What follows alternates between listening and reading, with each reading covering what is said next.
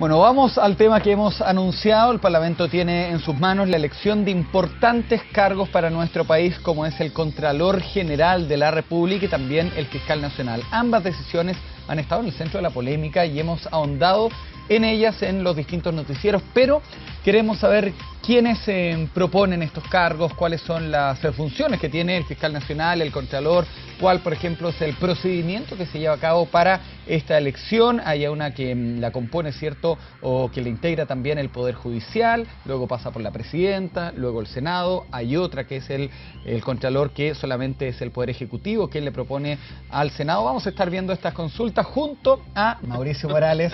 Mauricio Morales, él es cientista político de la Universidad Diego Portales y ha estado muchas veces junto a nuestro noticiero. Y yo siempre le digo Mauricio. Marcelo. Bueno, Mauricio, vamos por lo importante, lo sustancial. ¿Qué hace el Fiscal Nacional? ¿Qué hace el Contralor? Partamos con el Contralor. Bien, el Contralor debe ser la figura más importante en todo sistema democrático, dado que es el encargado de fiscalizar horizontalmente a la administración pública, incluyendo a los municipios. Es decir, es la instancia que garantiza que los procesos que se toman, los procesos de decisión que se toman en la administración pública se apeguen a la ley. Es el gran sultán, por así decirlo, dentro de la administración pública. Ese Contralor tiene una duración en el cargo de 8 años y no puede exceder en términos de edad los 75 años, como tampoco puede ser reelegido en el cargo. Dura 8 años. 8 años y nada más que 8 años, no pudiendo ser reelegido para idéntico cargo. En el caso del Fiscal Nacional, tenemos que también es una figura que dura 8 años en el cargo, tampoco puede reelegirse. Ambos deben ser abogados con al menos 10 años de experiencia, por lo tanto estamos hablando de personas relativamente reconocidas. Y en términos de accountability, en términos de rendición de cuentas, el Contralor es el que hace que las instituciones, o al menos produce la amenaza para que las instituciones y las autoridades funcionen de acuerdo a la ley.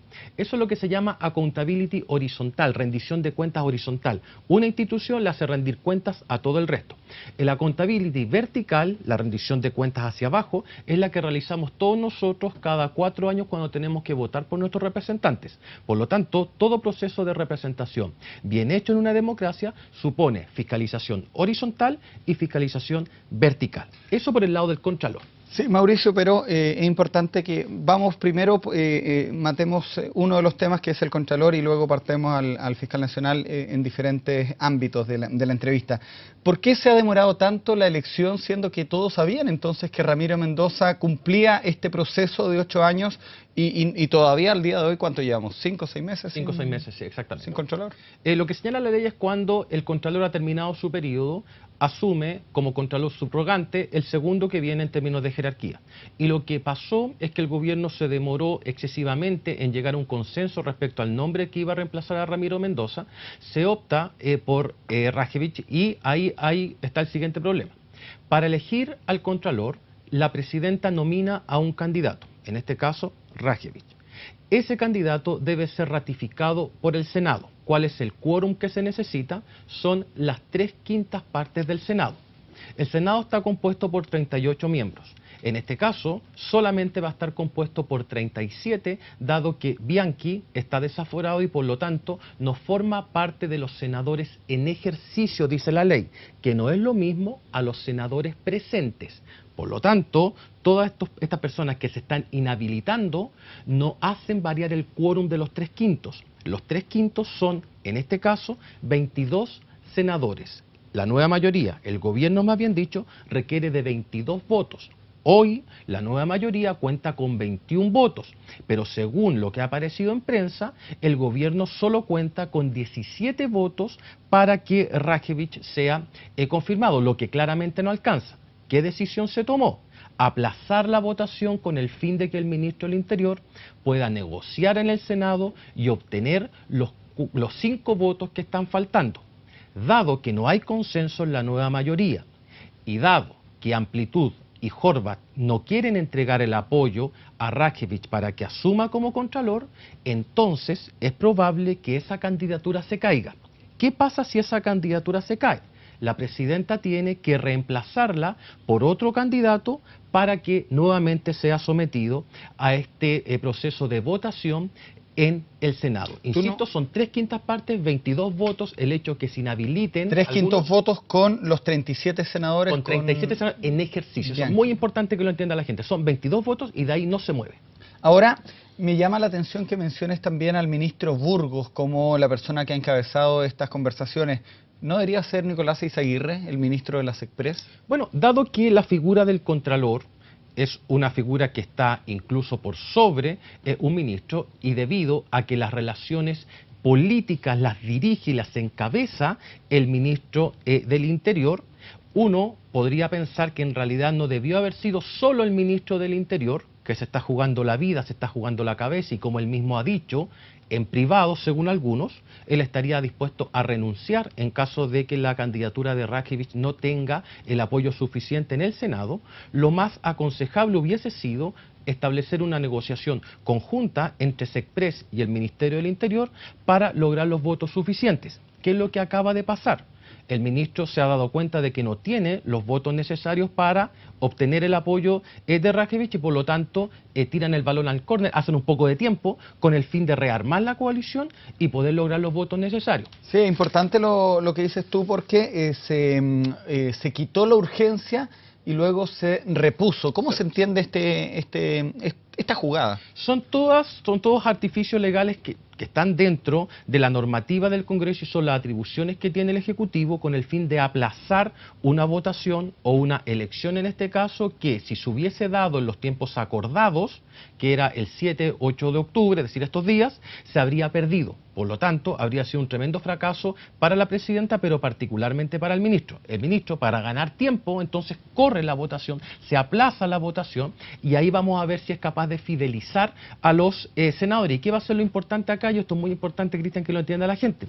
Como vamos a estar paralelamente en la elección del Contralor y del Fiscal, no sería extraño que la oposición, a cambio de apoyar a Rajevich, presione para tener un fiscal que, según ellos, pudiera ser garantía no solamente para el gobierno, sino que principalmente para la oposición. No sería extraño. Hoy día vemos que hay un rechazo transversal a la candidatura del Contralor ofrecido por la presidenta por parte de la oposición.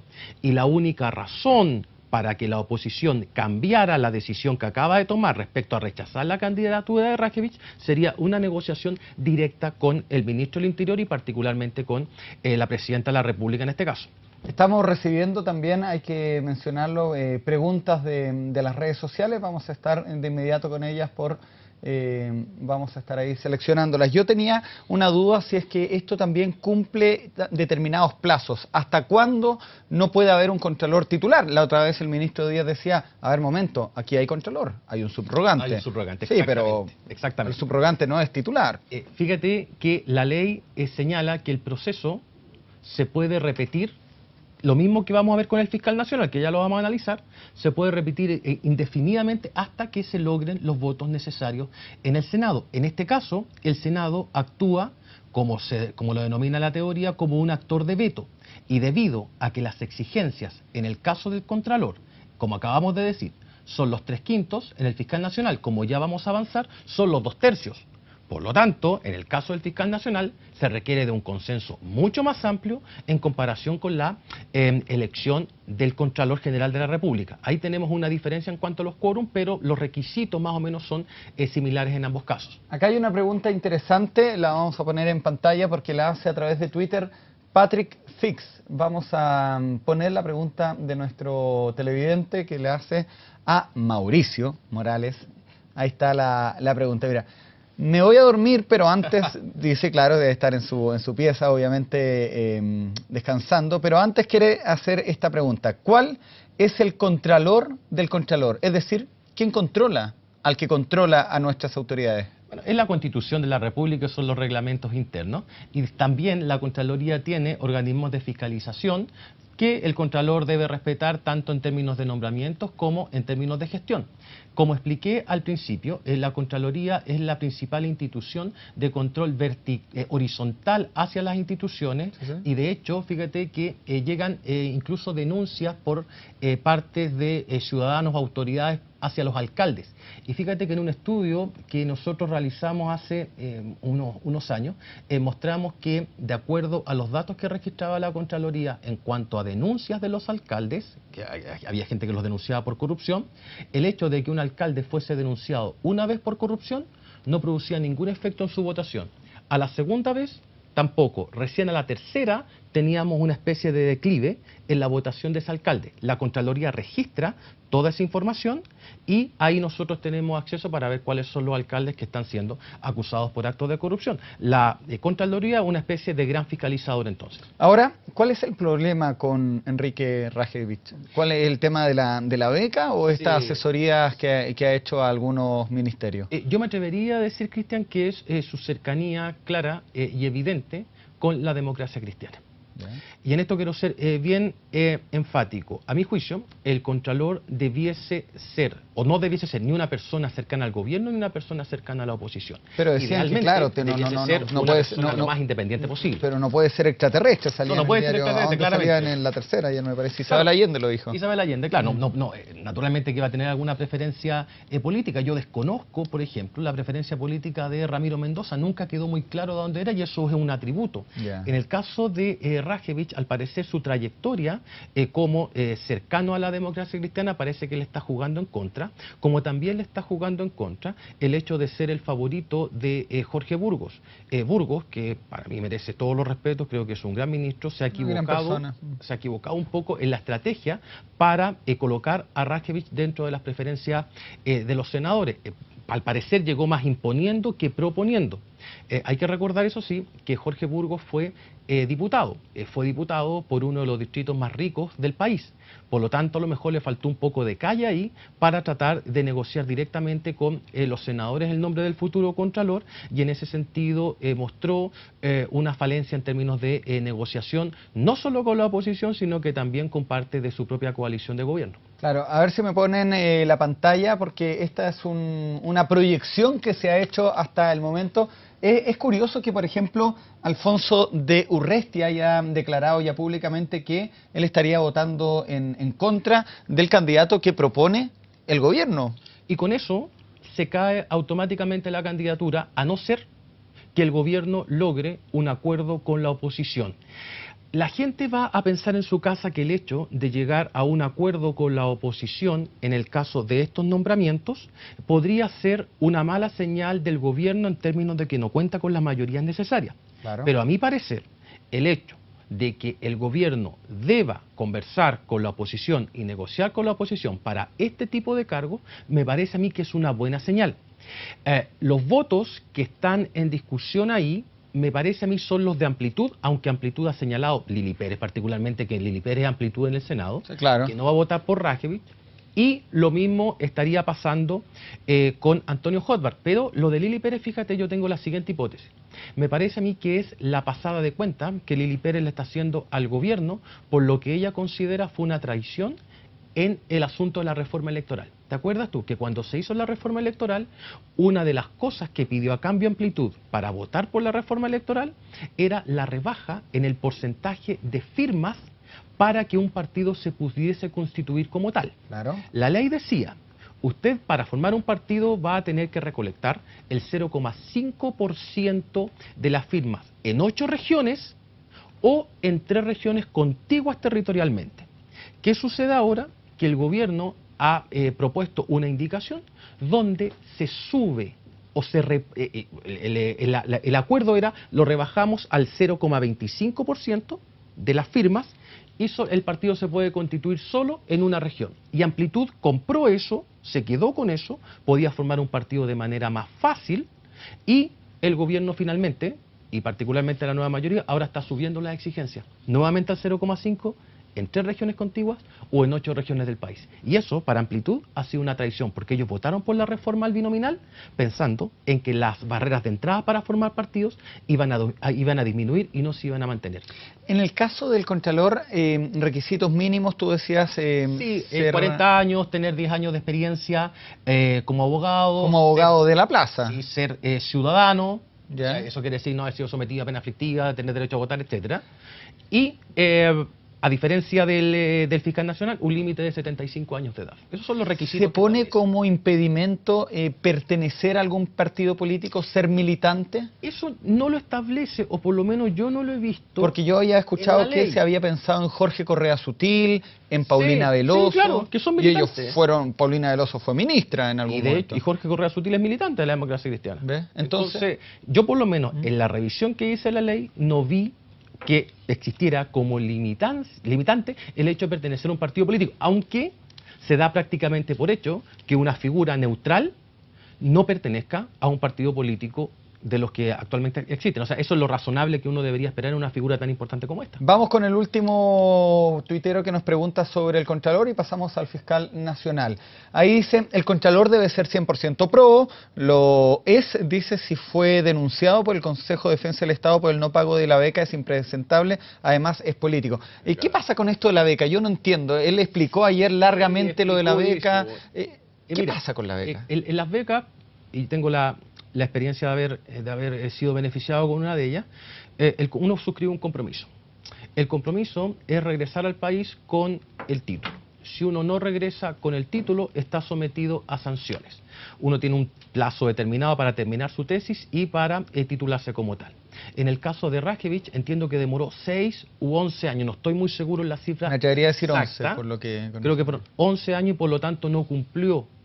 Pero al parecer el Consejo de Defensa del Estado proscribió el caso y por lo tanto él no fue sancionado. Y ese es el alegato que él realiza, que al final de ¿Pero la pagó? Entregó la tesis. Entregó la tesis. Entregó la tesis. Ya. Eso es lo que él alega. Y respecto a la afiliación política, como decíamos en un comienzo, él, según la prensa, es muy cercano a la democracia cristiana, cercano al ministro Burgos y por lo tanto se le asocia mucho a un sector político y para la oposición no da garantía. Esos son los dos puntos. Es una de las autoridades de la nación. Es una autoridad de la nación. Es una de las autoridades de la nación. Está invitado al TD. Claro. O sea, están los vocativos, se podría decir. Mauricio, vamos también a ver el tema que nos consulta aquí nuestro tuitero que está acá. Es bien interesante esta pregunta porque nos sirve como nexo, ¿cierto?, para lo que vamos a hablar ahora del fiscal nacional.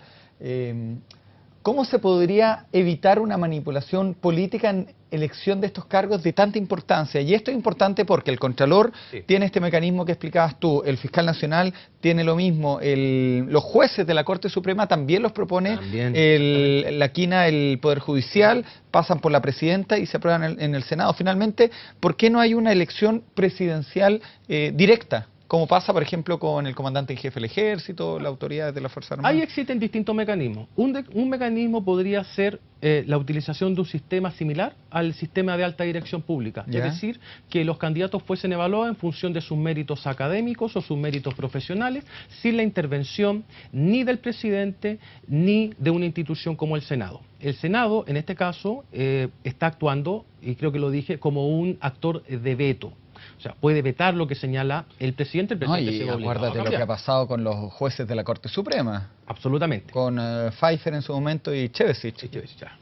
Ese es un modelo. Y otro modelo podría ser que el mismo Poder Judicial o la misma Corte Suprema ungiera o eligiera al Contralor y también al Fiscal Nacional. Ahora, los miembros de la Corte Suprema tampoco son extraterrestres y también tienen posición política. Por lo tanto, no podemos pensar a priori que un mecanismo que solamente incluya a la Corte Suprema va a estar virgen en términos políticos en comparación a cómo lo está el Senado, que en el caso del Senado la cuestión política es mucho más fuerte que en el caso de la Corte Suprema, pero tampoco podemos descartar el hecho de que las cuestiones políticas tengan que ver en la nominación de un Contralor o de un Fiscal Nacional. Por lo tanto, hace sentido que un sistema similar al sistema de alta dirección pública, sea la institución que defina este tipo de cargos. Podría ser una solución, menos politizada, por cierto. ¿Se equivocó Burgos al elegir a Rajevich, siendo que llevaban tanto tiempo, que sabía que, o sea, casi es que se elige a este contralor, va a venir herido en el ala, como se dice, por el tema de la beca, el tema de la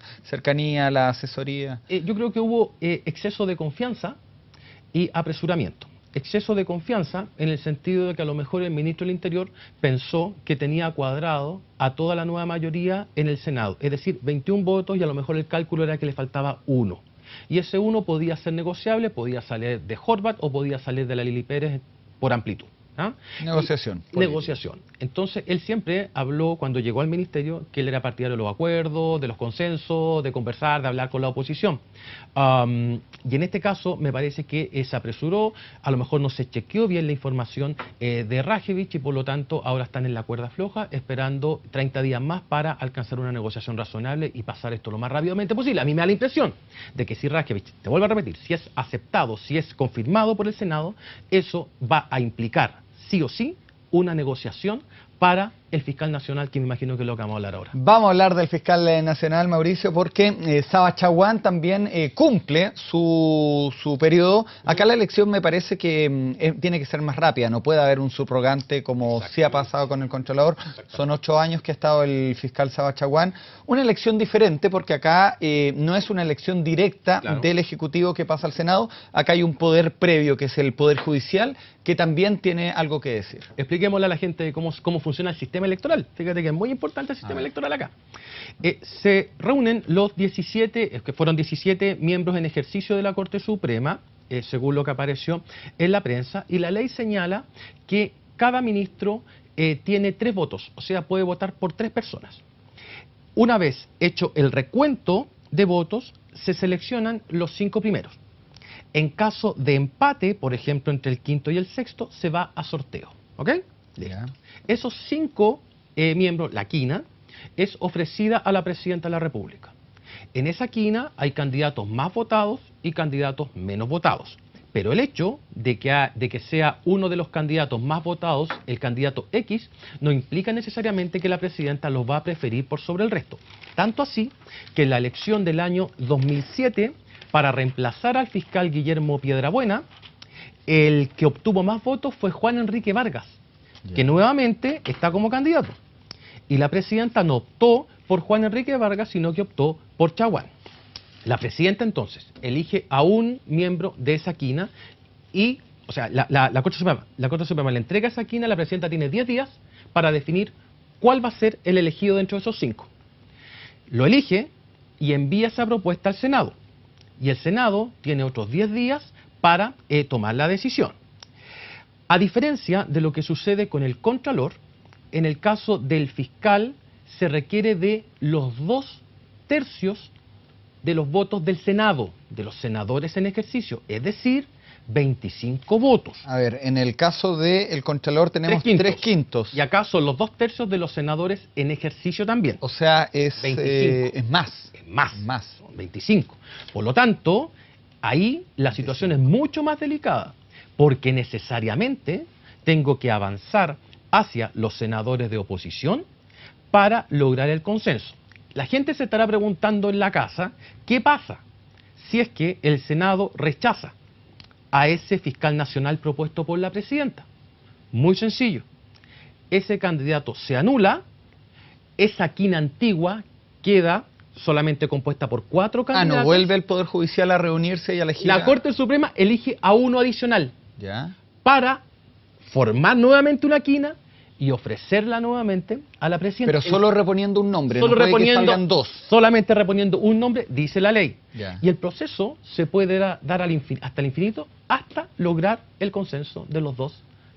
¿Y cuáles son los requerimientos, los requisitos para ser fiscal nacional, para que te proponga la quina? Porque recordemos que la Fiscalía Nacional también es un elemento nuevo. Se creó hace... El año 1997 se creó el Ministerio Público. Entonces no habían fiscales antes. Y la Contraloría, déjame, si no me falla la memoria, en 1921 o 1927. Claro, pero viene desde la colonia.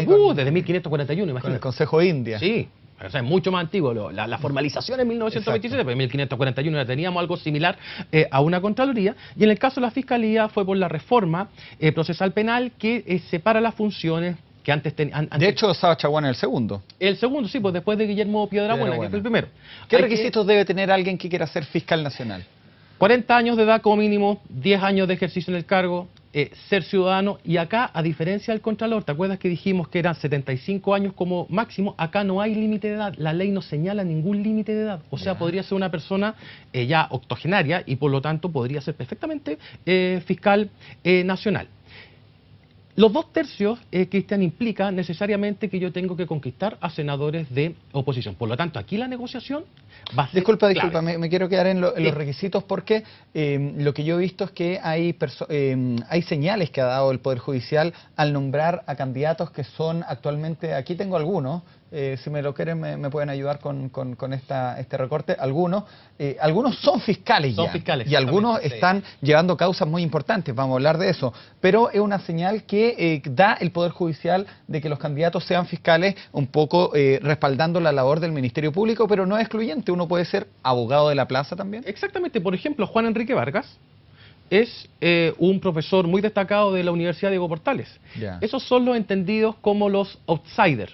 Y los insiders son los fiscales que actualmente están en ejercicio, ya sea en la sexta región, en la Fiscalía Sur, en la Fiscalía Norte, que también tienen posibilidad de acceder al cargo. Entonces los afuerinos, se podría decir, y los fiscales van y postulan, y ahí es el Poder Judicial, la Corte Suprema, quienes deciden esta quina. En este último proceso hubo 11 candidatos, de esos 11 quedaron 5 solamente. Viste que los candidatos tenían la posibilidad de hablar ante la Corte Suprema, revisar las propuestas, bueno. Mostrar sus credenciales. Exactamente, y los más votados fueron el fiscal Guzmán y el fiscal Toledo. Más abajo quedó Juan Enrique Vargas, que como te dije, en la elección anterior, el año 2007, él quedó primero, pero la presidenta no lo seleccionó, seleccionó a Saba Chaguán. Perfecto, entonces de esta quina, la presidenta también unge a uno. Y ese es el que va a ir a ser confirmado en el Senado. Por eso es tan importante que el gobierno se está jugando, entre comillas, el ministro del Interior particularmente, se está jugando la vida, porque tiene al Contralor y tiene al Fiscal Nacional. Y vuelvo a repetir, acuérdense de lo que les estoy diciendo, si es que Rajevich llega a ser confirmado como Contralor, es porque hubo una negociación previa para nombrar a un fiscal que la oposición considere como más cercano. Así de fácil. Acá tenemos, yo lo decía antes de que llegara Mauricio. Ahí sí, Morales, bueno. Mauricio Morales. En la portada de la segunda, además, ¿cierto? He decidido inhabilitar, me dice el senador Fulvio Rossi. Ahora, Sebastián Moreira dice que se abstiene. Ena Fombar decía que ella no se va a inhabilitar. Iván Moreira, claro, estoy con... nombres, No, es que he tenido una semana bien agitada, los cables ya hasta ahora también se me cruzan, pero el fondo es lo importante, y si quieren hacer preguntas también ustedes, estamos en directo con Mauricio. ¿Qué significa esto de inhabilitarse, de abstenerse, de votar, de no votar? ¿Qué es lo que es? Inhabilitarse o abstenerse, en este caso, y para efectos del quórum, es un simple saludo a la bandera. Inhabilitarse. Inhabilitarse. Yo puedo decir, abstenerse o inhabilitarse para efectos prácticos es exactamente lo mismo. ¿Y por qué es portada de un diario nacional? Porque el senador Rossi, o sea, abstenerse implica que yo estoy en la sala y me abstengo de votar.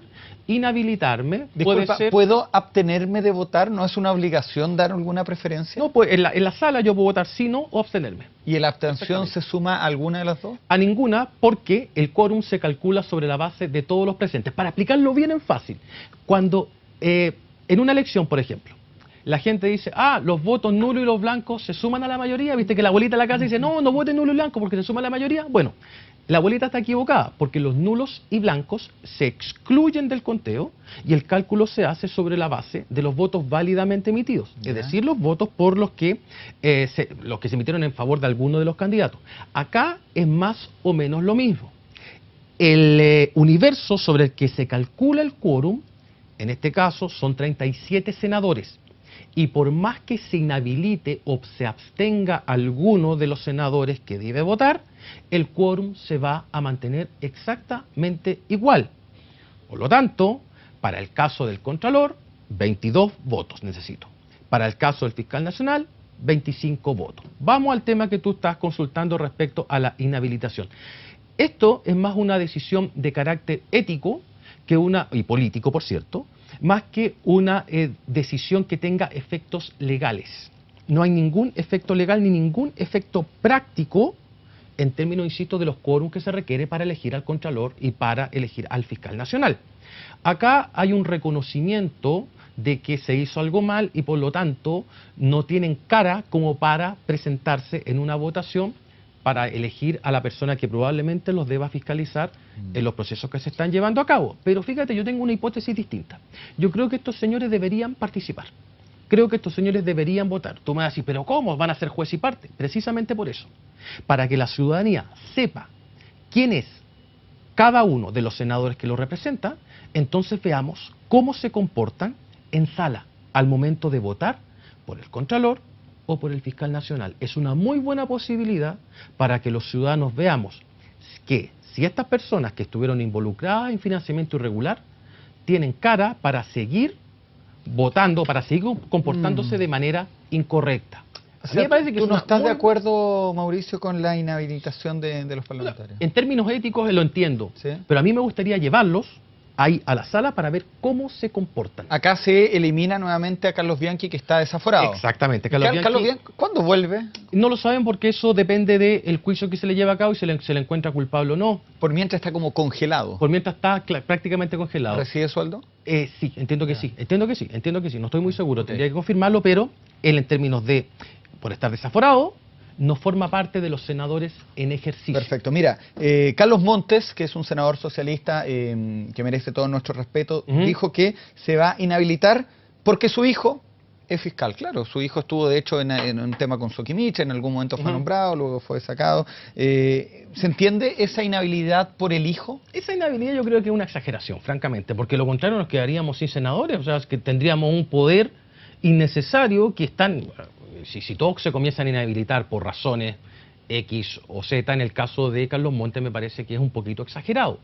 En el caso de Pizarro, yo me imagino que él está pensando en que no está involucrado de manera personal en ningún caso de financiamiento irregular, como si al parecer estuvieron involucrados sus hijos.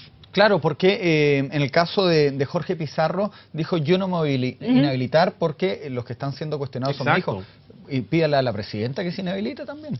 Ahí yo creo que cruzó la frontera, ¿cierto?, de lo correcto, al menos de lo leal, lo dijo en Radio Una. De la relación que hay entre él es presidente del partido. A ver, él no solamente es senador, él es presidente del partido más importante de la coalición.